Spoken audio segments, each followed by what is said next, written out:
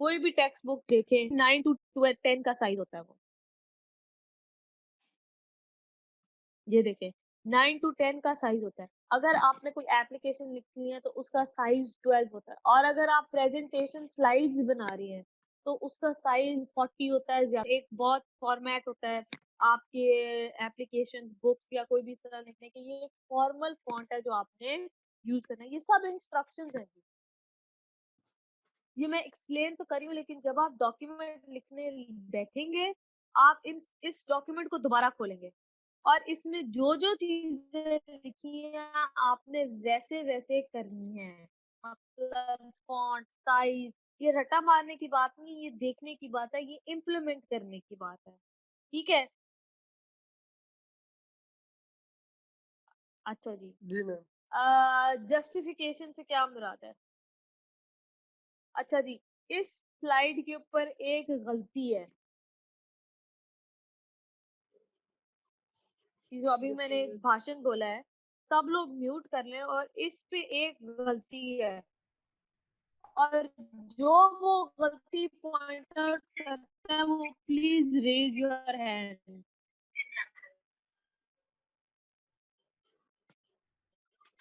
अभी पता चल जाता है कौन कितना सुन रहा है।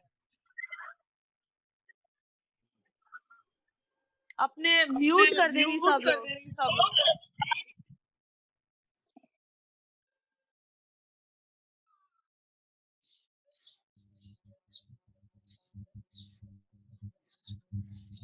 सब लोग अपने माइक म्यूट कर दें। मैं आखिरी दफा कह रही हूँ, I will kick you out of the class now.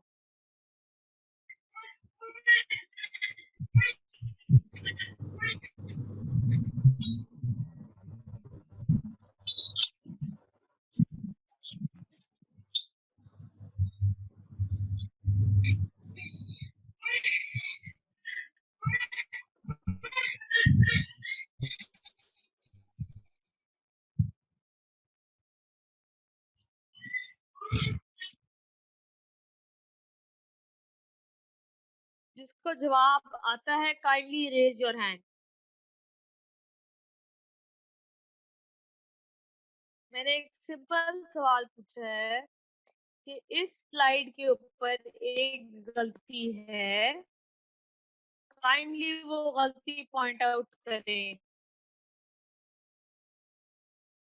जी अब्दुल रहीम साहब बताएं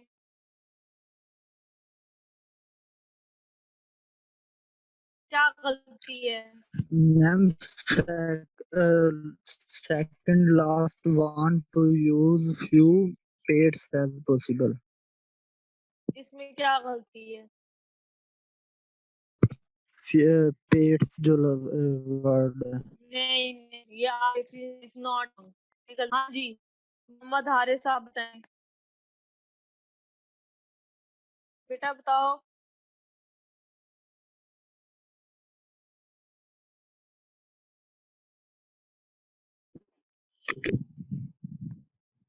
जी क्या गलती है इस स्लाइड में? जो फर्स्ट हेडिंग दी है 2 का टी कैपिटल आएगा। जी बिल्कुल ऐसे ही है जी, बिल्कुल ऐसे ही है जी। आप ये देखें, यूजफुल जस्टिफिकेशन व्हेन यू, ये हेडिंग, ये पॉइंट शुरू है और ये अगले बुलेट पॉइंट सिर्फ उसकी हेडिंग के नीचे लिख दिए हैं। पता ही नहीं चल रहा कि ये तो इसकी सब है, ये तो इसके सब बुलेट पॉइंट्स हैं। इसको कैसे होना चाहिए? इसको राइट थोड़ा सा आपने शिफ्ट करना है, इसको इंडेंट करना है। जो आपको बताने में मुश्किल हो रही है वो लफ्ज है इंडेंट। इसको थोड़ा राइट शिफ्ट करना है, 1 2 3 4 पॉइंट, तो थोड़ा सा आगे शिफ्ट करेंगे तो पता चलेगा कि यूजफुल जस्टिफिकेशन मेन्यू की सब पॉइंट्स हैं। ये ऊपर का हिस्सा नहीं है। इतना इम्पोर्टेंट होता है जस्टिफिकेशन देना, इतना इम्पोर्टेंट होता है इंडेंटेशन देना आपकी डॉक्यूमेंट में। सिर्फ अगर आप छोटी सी वाइट स्पेस नहीं देते हैं तो उसे समझ नहीं आती कि आप का डॉक्यूमेंट कहाँ पॉइंट्स किसकी सब हेडिंग है। ठीक है जी, यही मैं आपको बताना चाह रही थी कि ये बहुत जरूरी है आपके समझने के लिए। तो ये जी दो लोग कुछ कहना चाह रहे हैं। जी हारिस साहब, आप क्या कहना चाहते हैं?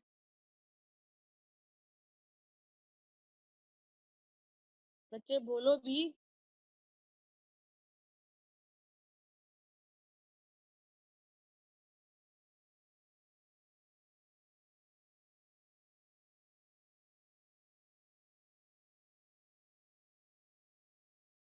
आप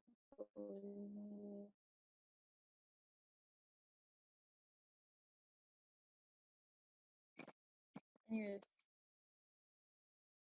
अच्छा, this is what I wanted to prove कि ये बड़ी इंपॉर्टेंट होती हैं, शॉर्टर सेंटेंसेस, ये पढ़ने के लिए आसान होती हैं, आपने ज्यादा फॉन्ट्स इसके अंदर यूज नहीं करने। अच्छा जी, ये जी पैटर्न है। फॉर एग्जांपल मैं अभी एक्सप्लेन करती हूँ आपको कि जी पैटर्न होता क्या है। जी पैटर्न से मुराद ये है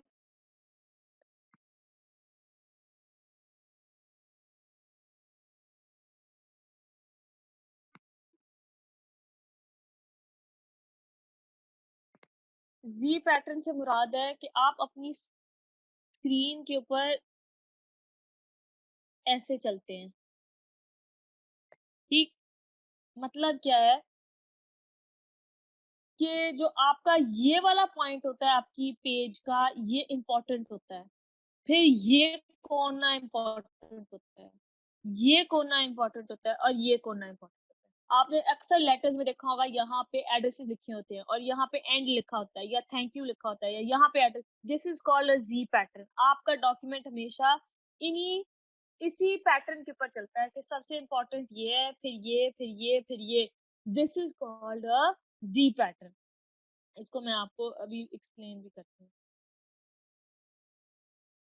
ये देखें जी, the eye moved in a ji pattern. आप टॉप लेफ्ट कॉर्नर से शुरू करेंगे और फिर मूव करेंगे राइट लेफ्ट तक, ताकि आप ये इंपॉर्टेंट कॉर्नर हैं आपके डॉक्यूमेंट के ऊपर, इसको हम जी पैटर्न कहते हैं।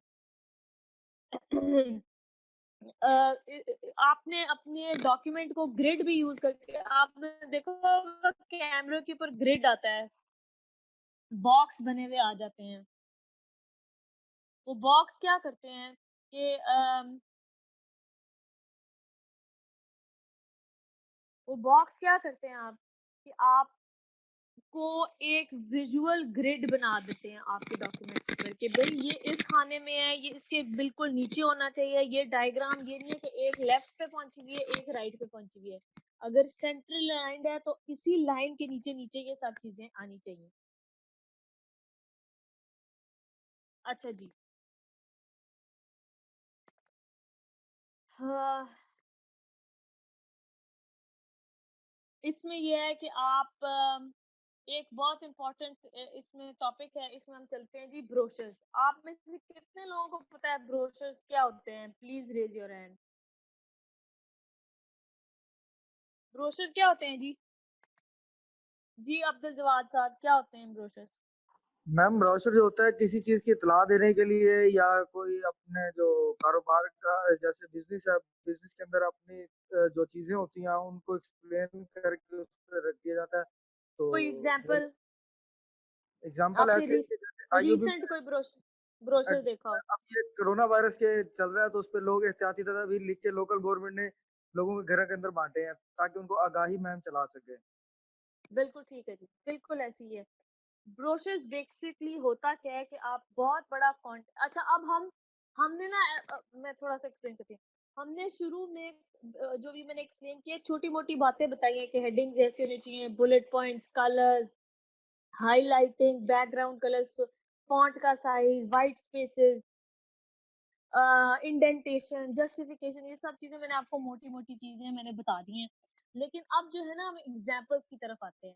एग्जाम्पल्स से मुराद ये है कि अब इन चीजों को हम इम्प्लीमेंट कैसे कहाँ कर सकते हैं। मतलब पहली एग्जाम्पल हम देख रहे हैं जी ब्रोशर की, ठीक है। फिर हम प्रेजेंटेशन स्लाइड्स देखेंगे, फिर हम आगे मजीद चलते जाएंगे, लेकिन आपको इसका अंदाजा होता जाएगा। लेकिन सबसे पहले हम ब्रोशर देखते हैं। ब्रोशर होता यह है कि आपने एक बहुत छोटी रिटन स्पेस के अंदर अपनी पूरी इंफॉर्मेशन एलैबोरेट करके रखनी होती है। अगर आप में से किसी ने चेनवन का कोई ब्रोशर देखा हो, उसमें क्या होता है, या किसी सेल का ब्रोशर देखा हो, उसमें पूरे फ्रंट पेज के ऊपर सिर्फ और सिर्फ लिखा होता है 50% sale, up to 50% sale, company का नाम और लोगो, दैट्स इट। तो उसने आपकी अटेंशन अट्रैक्ट कर दी, ठीक। उसमें फॉन्ट उसने यूज किया है, वाइब्रेंट कलर यूज किए हैं, रेड, येलो, ग्रीन, ब्लू। देखा आपने अलमाइदा का ब्रोशर देखा होगा, फ्रंट पेज के ऊपर जो है अलमाइदा का लोगो बना होता है और एक दो तस्वीरें बनी होती हैं और लिखा होता है एड्रेस और फोन नंबर। अंदर आप खोलते हैं तो आपको उसके अंदर डिटेल लिखा होता है, जिसमें फोटो बनी होती है, जिसमें वर्ड्स लिखे होते हैं या प्राइस लिखी होती है, और उसके बाद कम रिटन स्पेस के अंदर अपनी सारी इंफॉर्मेशन आप तक देता है। इसका फायदा ये होता है, अगर आपको किसी ने ब्रोशर दिया है लेट्स से अलमाइदा का, तो आप उसको कहते हैं यार ये क्यों तुम मुझे, आप उसको जो है कहीं पे उठा करके अपनी बुक के अंदर रख के भूल जाते हैं। 2-4 दिन के बाद आपको ख्याल आता है कि यार अब तो भूख लगती है, और आपको याद आता है आपके पास तो ब्रोशर था। You find it, you look for it, and वो कहीं ना कहीं आपको मिल जाता है। ये काम करता है जी ब्रोशर। ये एक फॉरगॉटन सा डॉक्यूमेंट है जो होता है, और आप उसको यूज करते हैं अपनी बेनिफिट के लिए। ठीक है, ये काम मैसेजेस से भी होता है, ये काम ईमेल से भी होता है, लेकिन अगर अभी तक ब्रोशर बड़ा इफेक्टिव मीडियम है कि अगर आपके मैसेजेस में वो डेटा नहीं है, अगर आपके पास ईमेल और गूगल नहीं है, तो आप ब्रोशर के थ्रू अपना काम, बेसिक इंफॉर्मेशन चला सकते हैं। तो ये हैं जी, ब्रोशर में बहुत इंफॉर्मेशन जो है ना बड़ी छोटी और बहुत कम लफ्जों में की जाती है। फिर वही बात है, आपका ब्रोशर का मकसद कहानी बताना नहीं है, टू द पॉइंट बतानी है इंफॉर्मेशन, और इमेजेस के थ्रू बतानी है ताकि उसको पढ़ने की जहमत भी ना उठानी पड़े। अच्छा जी, use the process of creative effective brochures. Central selling point जो आपका बेसिक, जैसे मैंने बताया सेल है या कोई चीज है, वो आपके फ्रंट पेज पे आती है। आपका नाम, आपकी कंपनी का लोगो, जो बात आप कहना चाहते हैं वो फ्रंट पेज पे, सेंट्रल सेलिंग पॉइंट जो है वो आपके फ्रंट पेज पे आता है। सकलैन आवाज आ रही है ना? जी मैम आ रही है आवाज। ये अब्दुल जवाद साहब कुछ कहना चाहते हैं? नहीं मैम, पहले कहीं हैंड रेज हुआ है, ये रिमूव नहीं किया। ठीक है जी। उसमें ये है कि सेंट्रल सेलिंग पॉइंट जो है वो आपके फ्रंट पेज पे होता है, जो कि बगैर किसी एफर्ट के आप को नजर आ जाए। जो बाकी इंफॉर्मेशन है उसकी इंटरनल साइड पे होती है। ठीक है जी। अच्छा, हर ब्रोशर में आपने देखा होगा 8 फोल्ड होता है, 2 फोल्ड होते हैं, 3 फोल्ड होते हैं किसी भी चीज के। आप बड़े हाई कलर रेजोल्यूशन यूज करते हैं, रेड्स एंड येलोज। आपने अलमाइदा का देखा होगा रेड कलर का है, या ब्लैक के ऊपर रेड लिखा होता है, या व्हाइट के ऊपर ग्रीन लिखा होता है, ताकि अगर दूर भी से भी पड़ा वो ब्रोशर है तो आपको नजर आ जाए। उसका पेपर बड़ा ग्लॉसी सा पेपर होता है, बड़ा अच्छा क्वालिटी का पेपर होता है कि कहीं वो फटे ना, लॉन्ग लास्टिंग होता है। ठीक है ना? ब्रोशर का मकसद ये है कि आजकल की डिजिटल दुनिया में भी आपका ब्रोशर, आपकी बुक, आपकी दराज, आपकी टेबल, आपकी अलमारी में कहीं ना कहीं रह जाए। उसकी क्वालिटी अच्छी रखी जाती है, फाइन क्वालिटी का पेपर रखा जाता है, so that it does not tear off, it does not worn off, उसका टेक्स्ट गायब ना हो जाए। वो आप कहीं ना कहीं दराज में रख लें कि अच्छा यार ये ब्रोशर रख लेते हैं, कुछ दिनों बाद फिर ऑर्डर करेंगे अलमाइदा से। ऐसे ही है जी। अच्छा, इस ब्रोशर्स में यू एटीट्यूड होता है, पॉजिटिविटी होती है, इंफॉर्मेशन देते हैं आप। ये किसी स्कूल के बारे में हो सकता है, किसी पार्टी के बारे में हो सकता है, किसी पॉलिटिकल बैकग्राउंड की, जहाँ पे ये बताया जाता है कि ये जो हम इंफॉर्मेशन दे रहे हैं ये आपके लिए क्यों बेहतर है, right? So it is all about you. अच्छा जी, ये समरी है जो अभी तक हमने बताई है। ब्रोशर्स के अंदर भी डिजाइन में भी वही आता है, सेंट्रल सेलिंग पॉइंट टॉप पे होता है। इसमें आप स्टोरी सुनाते हैं या इसमें आप अपना कोई कहानी बताते हैं। अंदर आप खोलें, आपको किसी स्कूल के बारे में ब्रोशर मिलता है तो आप फ्रंट के ऊपर स्कूल का नाम और फोटो छोटा होता है, अंदर क्या होता है, छोटे छोटे बुलेट पॉइंट्स होते हैं, पिक्चर्स होती हैं, वो आपको अपने बारे में एक्सप्लेन करते हैं छोटी सी बात में, थोड़े से लफ्जों में, कि हम एक्चुअली है कि आपके बच्चे को हमारे स्कूल में क्यों आना चाहिए। ठीक, हम फीस कितनी लेते हैं, हमारे पास इंफॉर्मेशन क्या है, हमारे टीचर्स कैसे, so on and so fourth. जो बड़ी इंपॉर्टेंट इंफॉर्मेशन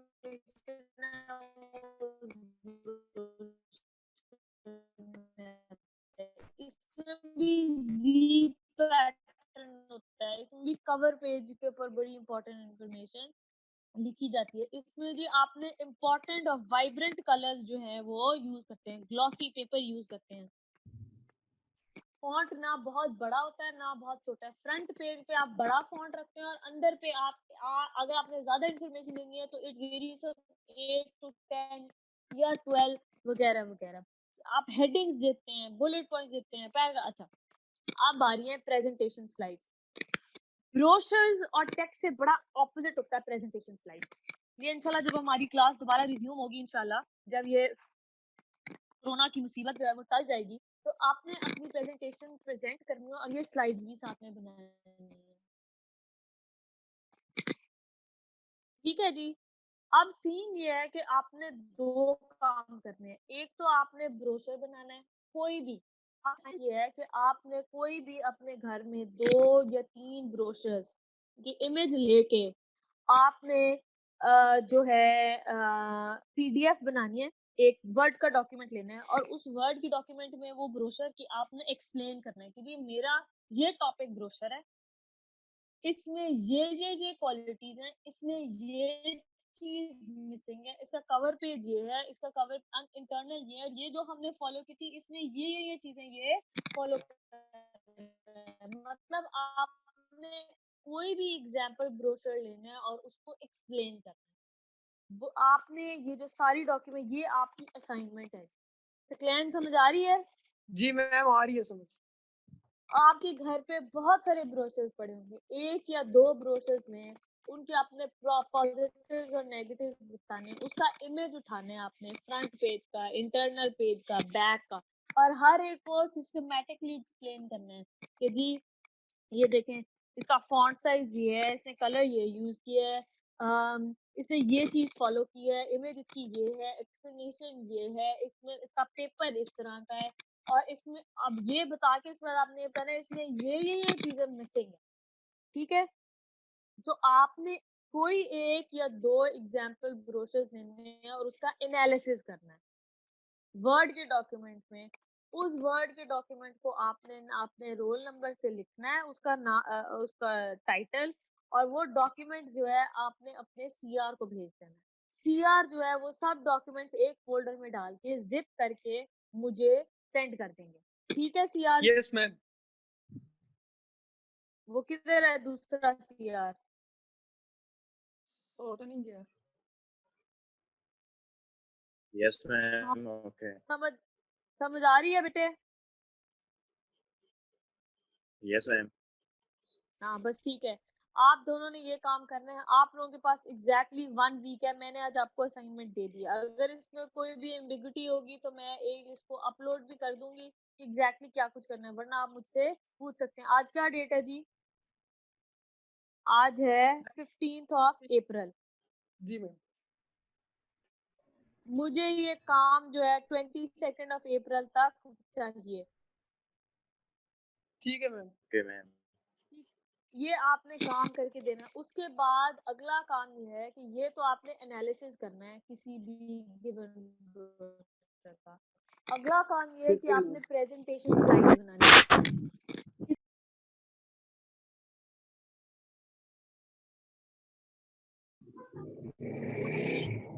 हाँ जी, can everybody hear me? Yes ma'am. ठीक है।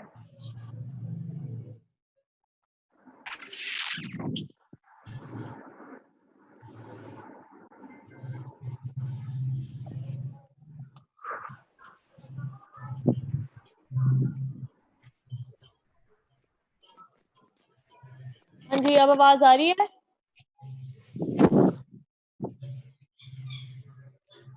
जी मैम आ रही है। हाँ ठीक है। चले जी, समझ आ गई असाइनमेंट की सबको? जी मैम। जी मैम।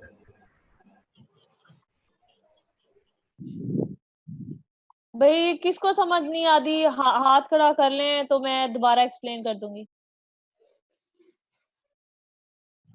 यार सुलेमान उबैद, ये अपनी जो है ना म्यूट ऑफ करो प्लीज। मैडम एक बार दोबारा बता दें असाइनमेंट का। अच्छा, मैं दोबारा एक्सप्लेन कर देती हूँ। ठीक है जी, आप ये लोअर योर हैंड्स, तो मैं एक्सप्लेन कर देती हूँ। असाइनमेंट ये है कि आपके घर पे बहुत सारे ब्रोशर्स पड़े होंगे, छोटे बड़े। आपने कोई एक या दो, चलें जी, 2 ब्रोशर्स लेने हैं। उसकी आप फोटो ले लें, फ्रंट पेज की, सेंट्रल पेज की, बैक पेज की। वो फोटो अपने वर्ड के इमेज में, वर्ड की डॉक्यूमेंट में लगा दें। आपने उस इमेज को, जो आपने ब्रोशर है ना, उसका एनालिसिस करना है, उसको एक्सप्लेन करना है कि जी इसके फ्रंट पेज पे जो डिजाइन डॉक्यूमेंट हमने पढ़ा था उसके हिसाब से ये just give me 1 second.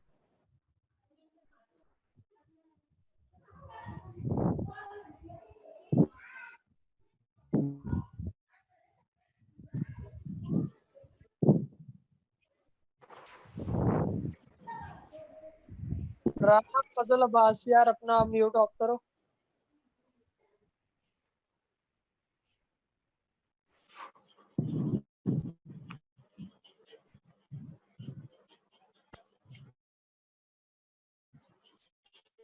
Mic off करेगा, म्यूट कैसे ऑफ करेगा?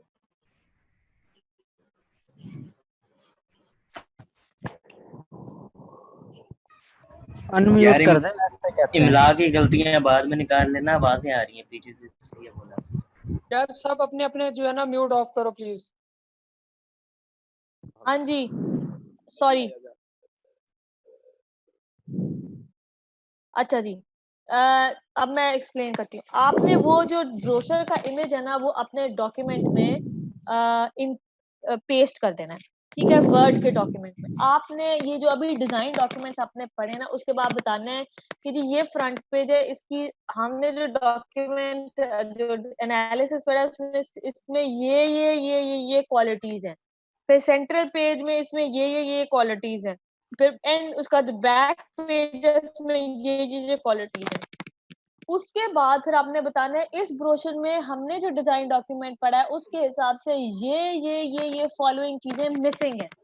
मेरा ये एनालिसिस है कि इसमें ये भी होना चाहिए था, बात एक्सप्लेन करने के लिए इसमें ये भी होना चाहिए था, इसमें ये भी होना चाहिए था, ठीक है।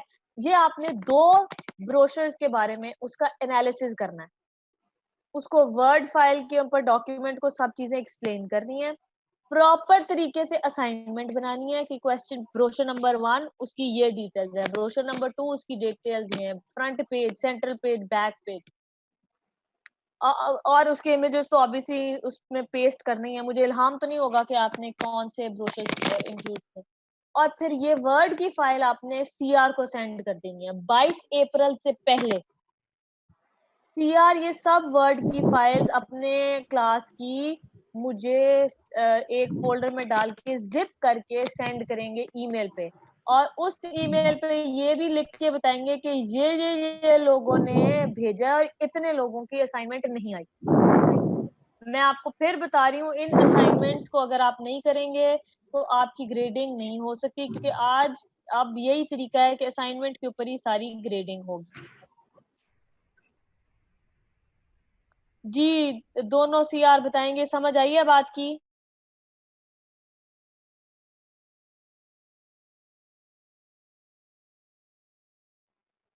बच्चे दोनों सीआर बताएंगे, समझ आ गई है बात की? जी मैम आ गई है समझ। और ये अपना दूसरा मोहम्मद शहजाद, बच्चे समझ जी आ गई मैम आ है? गई है समझ।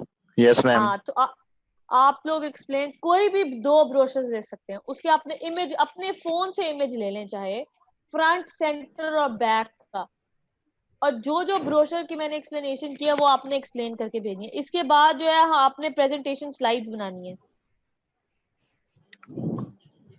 ठीक है? वो मैं अगली क्लास में आपको एक्सप्लेन करूंगी, लेकिन ये मुझे आपके पास 1 हफ्ते का टाइम है, उसके अंदर आपने ये असाइनमेंट मुझे सेंड करनी है। फिर आपने मुझे अटेंडेंस भी मार्क करनी है पिछले ईमेल में, और आप लोगों को मैंने कहा था एक एक्सेल की शीट के ऊपर भी लिख के मुझे भेजा करें, वो उसको मेंटेन करना भी आसान है। इमेज भी भेजें और एक्सेल की शीट भी भेजें डेट और टाइम के साथ। जी जी मैंने कहा मैंने जो है MS एक्सेल बनाई हुई है शीट हर चीज, तो वो मैं आपको सेंड कर दूंगा मैं। हाँ तो बेटे उस पे आपने मार्क करना है ना, प्रेजेंट प्रेजेंट कौन है, एब्सेंट एब्सेंट। मोहम्मद शहजाद को भी भेज दो, उस वो अपने नाम बच्चों के डाले, उसमें से प्रेजेंट एब्सेंट ऊपर डेट लिखें और बताएं कि इस डेट को ये लोग थे और ये लोग नहीं थे, और इमेज पार्टिसिपेंट का इमेज भी जी उसमें मैम। इंक्लूड करें। जी मैम मैंने बता दिया था इस शहजाद को भी। हाँ तो बस ये मुझे चाहिए हर सूरत। और अगली जी दफा जो है मैं प्रेजेंटेशन स्लाइड्स जो है मैं आपको उसकी असाइनमेंट दूंगी, कोई टॉपिक बता दूंगी कैसे लेना है, और उसकी स्लाइड्स आपने बनानी है। ठीक है मैम। अच्छा ये प्रेजेंटेशन स्लाइड समझ लें जी। प्रेजेंटेशन स्लाइड्स का मतलब ये नहीं होता कि आपने कहानी एक्सप्लेन करनी है स्लाइड पे।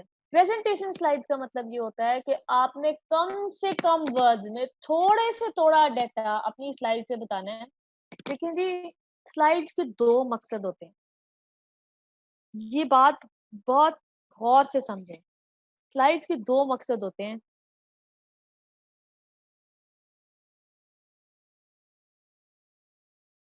वो 2 मकसद ये है, एक तो आपको चीज भूले ना, जो बंदा प्रेजेंट कर रहा है, जो स्लाइड से एक्सप्लेन कर रहा है ना, उसको अपना अगला पॉइंट भूल ना जाए, उसको पता हो कि अब आगे क्या बोलना है।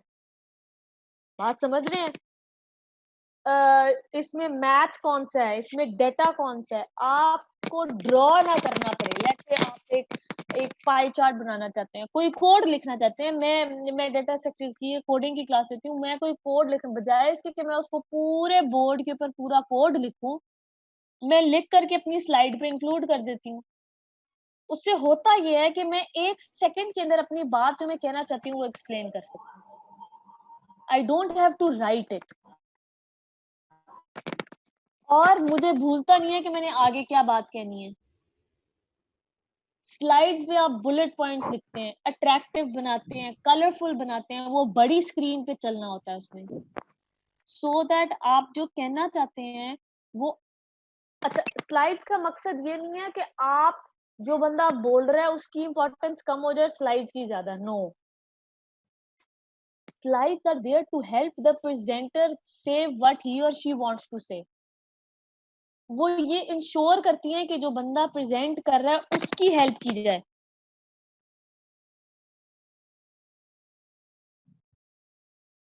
राइट ठीक है, जी मैम। उसकी हेल्प की जाए बनिस्बत इसके कि लोग स्लाइड्स ही देख रहे हो, उसमें चिड़िया तोते उड़ रहे हैं, और जो बंदा बोल रहा है उसकी इंपॉर्टेंस कम हो जाए। No, you have to make sure that the person who is presenting the presentation has the maximum importance, and the slides are there to help that person present, not the other way around. ठीक है, मैं अक्सर अपनी class में कहती हूँ जी ये slides जो है मैं अपनी हेल्प के लिए बनाती हूँ, ना कि आपके हेल्प के लिए कि आप पेपर दे दें इससे। राइट सो अच्छा, कुछ स्लाइड्स की बेसिक इंफॉर्मेशन है। स्लाइड्स में जी 44 50 साइज की हेडिंग होती है, बिग हेडिंग, आपके पूरे सीधा सीधा नहीं लिखा होता कि आप अगर बड़ी स्क्रीन पे ब्लो अप करें तो उसकी फॉन्ट नजर आए। 3 या 5 पॉइंट से ज्यादा आपने अपनी स्लाइड्स पे नहीं लिखना। इसमें कंपनी का लोगो आप डाल सकते हैं कॉर्नर पे, आपको ये में नजर आ रहे होंगे ये कलरफुल से बलून, ये मैंने अट्रैक्शन के लिए डाला है। आप अपनी ऑडियंस को एनालाइज करके, अगर आप बच्चों के कर रहे हैं तो उसकी स्लाइड्स और तरह की होंगी, आप बड़े PhD स्टूडेंट को बता रहे हैं तो उनकी स्लाइड्स और तरह। Analysis of the audience will always remain. आपको जितना कुछ पढ़ाया है वो सब चीजों को आपने कंसिडर करके अपना काम करना है। ये नहीं है कि 7 C's पढ़ाया तो वो वहां खत्म हो गए, ऑडियंस का एनालिसिस पढ़ाया तो वो वहां खत्म हो गया, पैराग्राफ्स पढ़ाया तो वो वहां, डिजाइन डॉक्यूमेंट वहां खत्म। ये हर चीज में एक दूसरे को कॉम्प्लीमेंट करता जाएगा। और स्लाइड्स में एक और बड़ी इंपॉर्टेंट बात है जी, स्लाइड प्रेजेंट करते हुए हम यूजुअली लाइट्स को डिम करते हैं। अगर आपने स्लाइड का कलर ब्लैक रखा हुआ है ना तो वो बिल्कुल गायब हो जाता है अंधेरे में, या आपने ब्लू के साथ येलो कर दिया है, बिल्कुल ही लाइट कलर, वो बिल्कुल गायब हो जाए। वो स्क्रीन पे तो बहुत अच्छा लगता है, पर जब वो एक्चुअली व्हाइट बोर्ड के ऊपर या दीवार के ऊपर ब्लो अप होता है तो उसकी शक्ल और तरह की होती है। स्लाइड्स बनानी अपने अपने एक लैपटॉप की स्क्रीन के लिए तो नहीं है, आप बनाते हैं ताकि आप उसको बड़ी दीवार पर दिखा सकें। तो इसकी कलर कॉम्बिनेशंस भी आपने वैसे ही रखने हैं। आप ब्लैक या डार्क कलर्स इतने यूज नहीं करते क्योंकि वहां लाइट डिम होती है। So you need to use those colors which are very vibrant for the audience to see. यार पहले जो मैं बता रही हूँ आप लोग वो सुन सकते हैं? आप लोगों को अपनी असाइनमेंट की टेंशन पड़ गई है कि टाइम इंक्रीज कर दें। Please listen to what I am saying, it is more important. और एक हफ्ते में एक छोटा सा काम बहुत सफिशिएंट टाइम है जी मैम, बहुत सफिशिएंट टाइम है। आपने एक 2-3 सफों का एक डॉक्यूमेंट बनाना है या 4-5 सफे हो जाएंगे, उसमें चंद इमेज भी है, उसमें बुलेट पॉइंट्स भी है, उसमें सारा कुछ है। कितना कंटेंट लिखना है आपको? 2 ब्रोशर्स को आपने एक्सप्लेन करना है, कोई भी 2 ब्रोशर्स ले लें आपके घर पे पड़े। अच्छा जी, ये कलर कॉन्ट्रास्ट आपके इसमें होने का बहुत इंपॉर्टेंट रोल प्ले करता है। अच्छा, इसमें एक और बड़ी इंपॉर्टेंट बात है, ऐसे आपकी स्लाइड्स जो है आपके प्रेजेंटर की इंपॉर्टेंस कम ना करें। मतलब वो आगे खड़ा बोल रहा है और पीछे चिड़ियां उड़ रही हैं, उससे होता क्या है, तो जो बंदा बोल रहा है वो नजर नहीं आता, आप पीछे चिड़ियों को देखना शुरू हो जाते हैं कि स्लाइड्स पे एनिमेशन चल रहे हैं, कार्टून चल रहे हैं। ये बड़ा इंटेलिजेंटली आपने करना है कि एक टाइम पे आपका जो प्रेजेंटर है, जो बंदा बोल रहा है, जो प्रेजेंटेशन दे रहा है, इंपॉर्टेंस उसी की हो, स्लाइड्स बस उसको हेल्प करती हूँ। ये करने के बाद मैं इसमें एक बहुत मजेदार चीज आपके साथ शेयर करना चाहती हूँ। ये मैं आपको एज अ टेक्स्ट भी दे दूंगी जी। ये आप लोग कितने लोग जानते हैं स्टीव जॉब्स कौन था? रेज योर हैंड्स जी। कौन लोग जानते हैं कि स्टीव जॉब्स कौन था? अच्छा जी, कौन जानता है जी?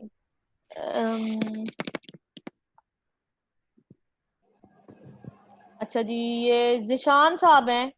ये जिशान, बताओ बेटे, क्या कौन था Steve jobs? Steve jobs Apple के ओनर थे। अच्छा, मैम सीईओ था आईफोन एप्पल का, और बहुत आप बड़ा। बिल्कुल, और बहुत बड़ा क्या?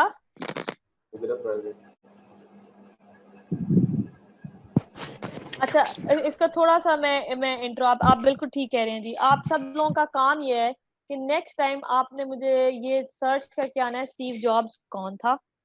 मैं थोड़ा सा इसका इंट्रो दे देती हूँ। स्टीव जॉब्स, इसकी एग्जांपल मैं इसलिए देती हूँ, हम टेक्निकल कोई बात नहीं पढ़े, लेकिन क्योंकि स्टीव जॉब्स, ये जो बंदा आपको नजर आ रहा है, ये हमारी इंडस्ट्री का है, आईटी इंडस्ट्री का है, डेवलपर है, एक एंटरप्रेन्योर है। मैं इसलिए अक्सर स्टीव जॉब्स की एग्जांपल जो है वो कोट करती हूँ। Steve jobs basically Apple company का सीईओ था। इसने एप्पल कंपनी बनाई है और एप्पल के जितने प्रोडक्ट्स अभी आप तक आपको नजर आ रहे हैं, उसका ये सब स्टीव जॉब्स की टीम और स्टीव जॉब्स की ब्रेन चाइल्ड है। स्टीव जॉब्स ना सिर्फ एक बहुत अच्छा बिजनेसमैन और एक एंटरप्रेन्योर, और उसने एक आईटी इंडस्ट्री सेटअप की, उसने आईटी इंडस्ट्री की शक्ल बदल दी, उसने चेंज कर दिया आईटी इंडस्ट्री के पर्सपेक्टिव को दुनिया में।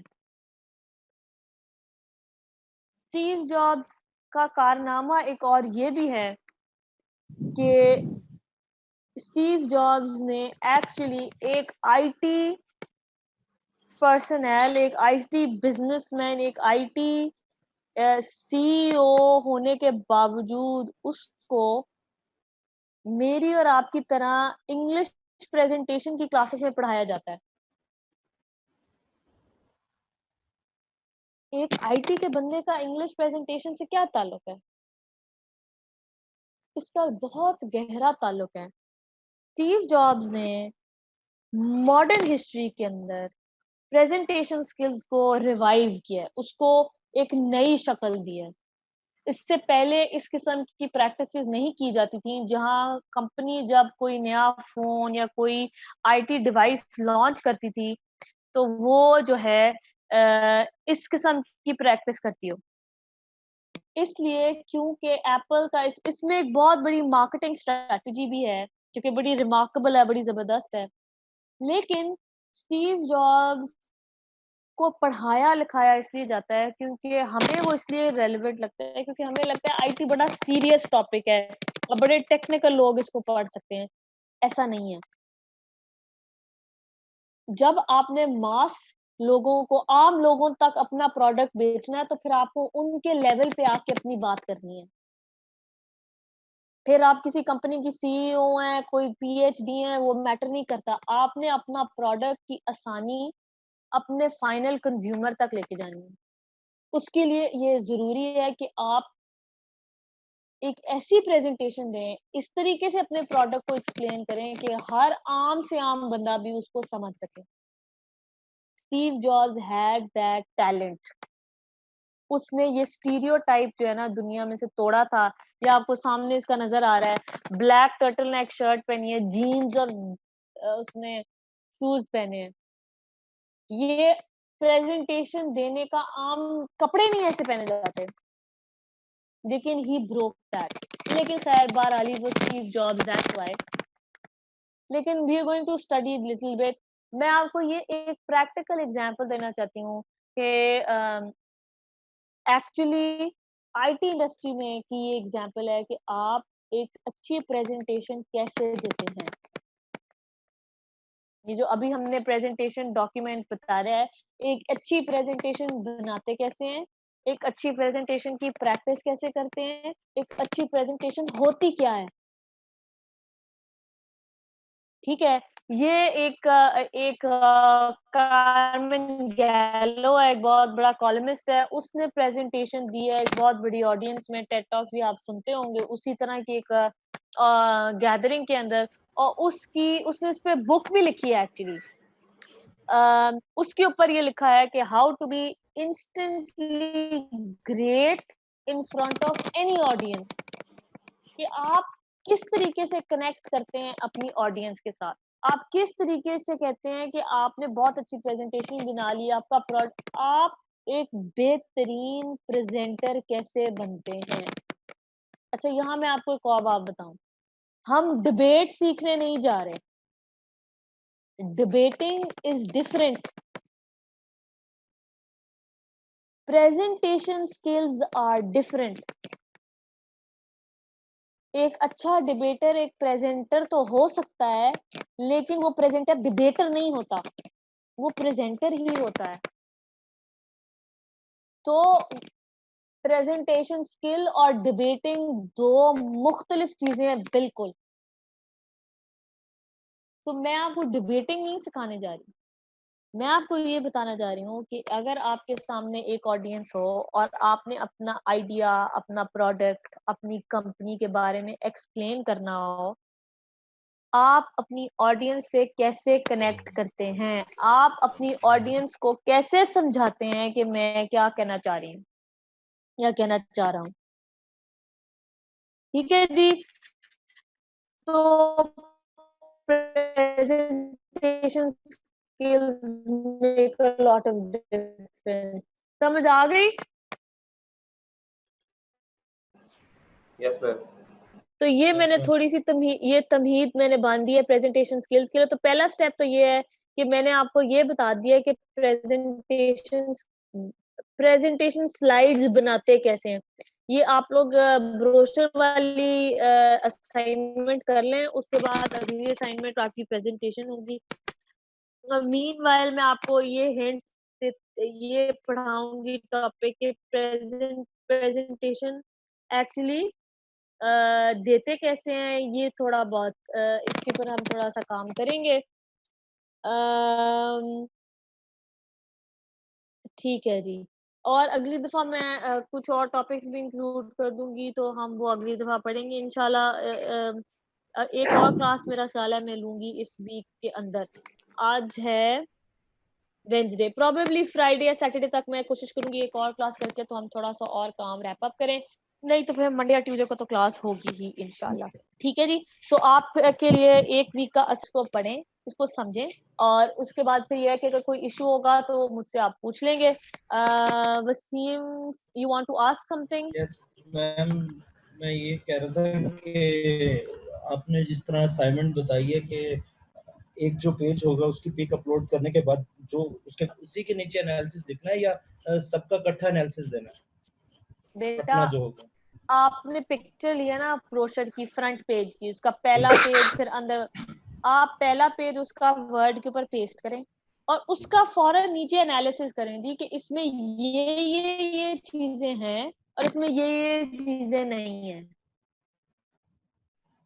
ठीक, उसको मतलब उसके बाद उसके जो उसके अंदर वाला हिस्सा उसका इमेज लगाएं और बताएं इसमें ये चीजें हैं डिजाइन के डॉक्यूमेंट के हिसाब से और ये चीजें नहीं है।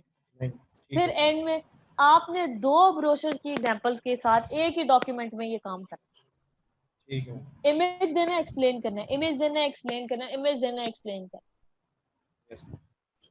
वर्ड के डॉक्यूमेंट में आपने ये काम करना है। हर किसी का डिफरेंट होना चाहिए। इसमें आप कॉपी करेंगे तो फौरन पता चल जाएगा आपका, प्लीज कॉपी मत कीजिएगा। उसके बाद फिर आप इस वर्ड की फाइल को जो आपने बनाई होगी अपने नाम और रोल नंबर से सेव करेंगे और अपने सीआर को भेज देंगे। ठीक हो गया, थैंक यू। हाँ, नो प्रॉब्लम। ठीक है जी। ये मुझे सबकी चाहिए अटेंडेंस के साथ। जी कोई और कुछ पूछना चाहता है? जवाद। मैम इसका कोई डेमो मिल जाए हमें किस तरह करना है तो वो कोई बेटर नहीं हो जाएगा? देखिए जी, आप लोगों ने ना बहुत सारे साल स्पून फीडिंग से गुजारनी है। ठीक, आपको आदत है, आप लोगों को एग्जाम्पल या किताब आप वैसे का वैसा उसकी कॉपी बना के लिखते हैं। अब ऐसा नहीं चलेगा। मैंने बड़े खुले तरीके से बड़ा सादी बात बताई है, इसमें कोई लंबी चौड़ी बात नहीं है। आपको कोई सवाल है आप मुझसे पूछें, मैं एक्सप्लेन कर दूंगी, लेकिन सीधी सी बात है, इसमें किसी डेमो की कोई जरूरत नहीं। एक ब्रोशर लेना है, उसको एक्सप्लेन करना है, दैट्स इट। ठीक हो गया मैम, थैंक यू। समझा दूंगा जिसको ना भी कुछ चीज समझ आई तो। जी मैंने कहा मैं बता दूंगा सारों को, जिसको ना कुछ चीज समझ आई तो मैं बता दूंगा इंशाल्लाह। आप मुझसे भी कंसल्ट कर सकते हैं, मुझे ईमेल कर सकते हैं अगर आपको जी मैम। कोई इशू हो तो आप मुझसे कंसल्ट कर सकते हैं ईमेल के ऊपर। और आपको पता है जो चैट पे आप कॉन्वर्सेशन कर रहे हैं उसमें मैं भी मौजूद हूँ। जी मैम। अच्छा, एनीवेज, सो आप काइंडली इसको देख लीजिएगा। अगर कोई ज्यादा सारे इशू, घबराने की बात नहीं है, आप मुझसे ईमेल पे पूछ लें। मैं अगली क्लास में आऊंगी, मुझे जल्दी बुला लें कि बहुत सारे इश्यूज हैं, नहीं समझ आ रही तो मैं एक सेशन और करके जिनको इश्यूज होगा मैं उनको एक्सप्लेन करने को भी तैयार हूँ। आप करना तो शुरू करें, ठीक है? और उसके बाद फिर देख लेंगे। अच्छे से कोई ब्रोशर्स ले लें, आपके घर में होंगे। अलमायदा को छोड़ दें, अलमायदा को मैंने एक्सप्लेन कर दिया, उसके अलावा कोई भी देख लें, उसको एक्सप्लेन करें। कलर को, फॉन्ट को, टेक्स्ट को, हेडिंग को, वाइट स्पेस को, एक्सप्लेनेशन को, बुलेट पॉइंट्स को, जो जो चीजें उसमें अच्छी हैं और क्यों अच्छी हैं वो आपने बतानी है। और जो मैंने आपको डिजाइन डॉक्यूमेंट बनाने की तरीका, आपने भी डॉक्यूमेंट वैसे ही बनाना है। आपने भी वो डिजाइन की format, have to do all those things. अच्छा जी, तो this is how it is जी।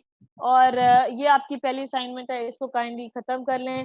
अगला काम ये है कि आपने स्टीव जॉब्स के ऊपर थोड़ी सी रिसर्च करनी है कि वो अच्छा प्रेजेंटर क्यों था। ये मैं कल अगली दफा आपसे क्लास में पूछूंगी। और बाकी जी अदनान साहब, you want to ask something? Adnan,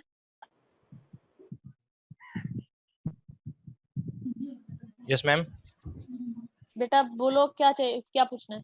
ma'am if you don't mind, एक अब था कि हमारे प्रॉब्लम फेस हो रही है वो ये था कि आपने जो अभी असाइनमेंट हमें असाइन किया है जी। उसमें जो ब्राउचर की बात हो रही है, अगर हम ड्यू टू पेंडेमिक जो करंट सिचुएशन चल रही है उसके मुताबिक ना तो कोई घर से बाहर गया है ना तो कोई वाउचर हमारे घर आया है या कोई ऐसा सीन है। तो आप सही कह रहे हैं, आप बिल्कुल सही कह रहे हैं, लेकिन आपके घर में कहीं ना कहीं कुछ सर्च करें, किसी बुक, कोई किताब, कोई किसी आपके फादर मदर, किसी के पास, बहन भाइयों के पास किसी किस्म का कोई ब्रोशर ढूंढे, कहीं ना कहीं से एक या दो तो आपको मिल जाएंगे। कोशिश करें। अगर फिर भी कोई इशू होता है वो एक अलग बात है, लेकिन घर में आप अगर उस नजर से देखेंगे ना, आपको बेतहाशा मिल जाएंगे, न्यूज़पेपर में ही मिल जाएंगे। आप कई दफा हमने इधर उधर ब्रोशर का ये तो बात होती है, वो कहीं ना कहीं हमारे पास किसी ना किसी किताब में, किसी ना किसी ड्रॉअर में, किसी ना किसी जगह कोई ना कोई चीज पड़ी होती है। आप उसको देख लें, वहां से आपको दो तो आराम से मिल जाएंगे। तो आप कोशिश करें, इंशाल्लाह। यू आर राइट कि थोड़ी सी सिचुएशन है, लेकिन आई एम श्योर आपके घर में कहीं ना कहीं आपको इस किस्म की कोई चीज मिल जाएगी। मिल जाएगा। Okay ma'am, will let you know. हाँ ठीक है, थैंक यू वेरी मच जी। और इंशाल्लाह अगली क्लास में मैं आपको बता दूंगी, कोई इशू होगा मुझे बता दीजिएगा। Thank you very much ji. Stay safe and take care of yourself. इंशाल्लाह इंशाल्लाह फिर होती है बात। Thank you very much ji. अल्लाह हाफिज। ठीक है मैम, अल्लाह हाफिज। अल्लाह।